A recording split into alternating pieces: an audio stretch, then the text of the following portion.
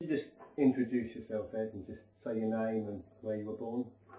Yeah, my name is Edgar William Crisp, and I was born in Shoeburyness. My father was in the army, so I was born in the military hospital. We didn't leave the army until I was 16 years old, and that's when my dad come out after doing, I think it was either 24 or 25 years in the Royal Artillery.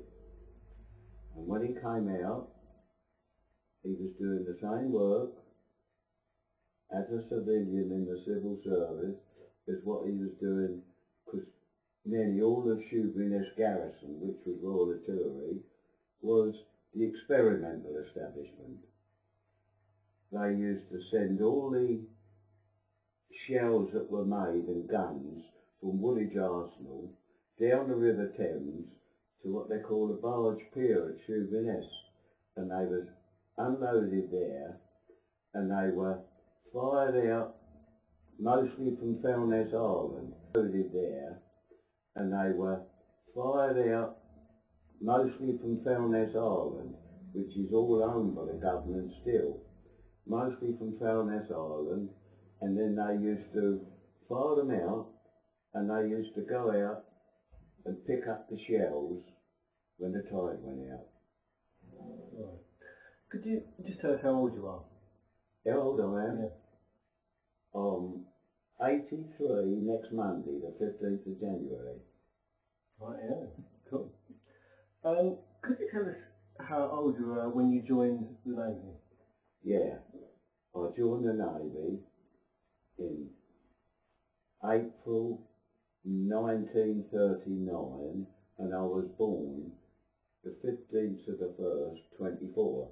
So I was about 15 and 3 months. Right, right. And was you drafted in, or was it did you voluntarily? No, I joined the Navy.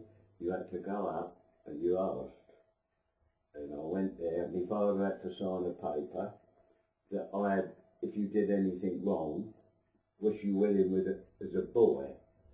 And if you did anything wrong, you'd have to have his permission that I got the cane and it wouldn't go on the history sheet. Yeah. Because I was ever so strict when you was in the boy. I went to Shotley at HMS Ganges. Oh. That was right near Ipswich, and it was on the River Stour, where the Ganges base was. You used to get up in the morning about 6 o'clock, go out on the different boats, rowing against, I was in Anson House and Mess 21, and you used to have to row against the other people and that. And the laugh was the old chief petty officer Eccles that was there then.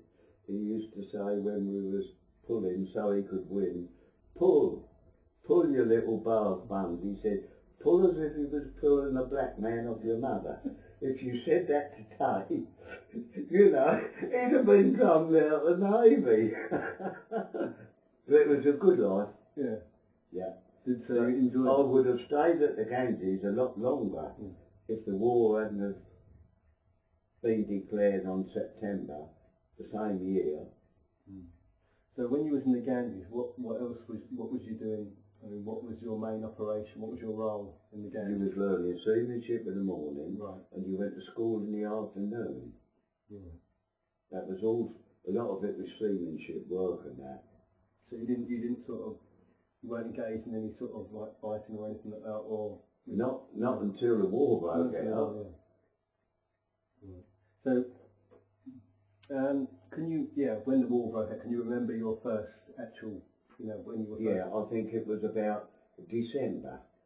All our class of 21 this was drafted to different depots. Your official number, if you're a seaman, starts with JX. And there's 3 main depots in the Navy only: Chatham, Portsmouth and Devonport.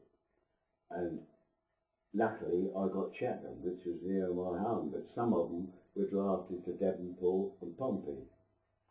Now when you're drafted to Chatham, because it's on the River Medway, the biggest ship that could get up there at that time in the Navy was county class cruisers, 10,000 ton. But Portsmouth and Devonport, they were the big ships depot. Although there was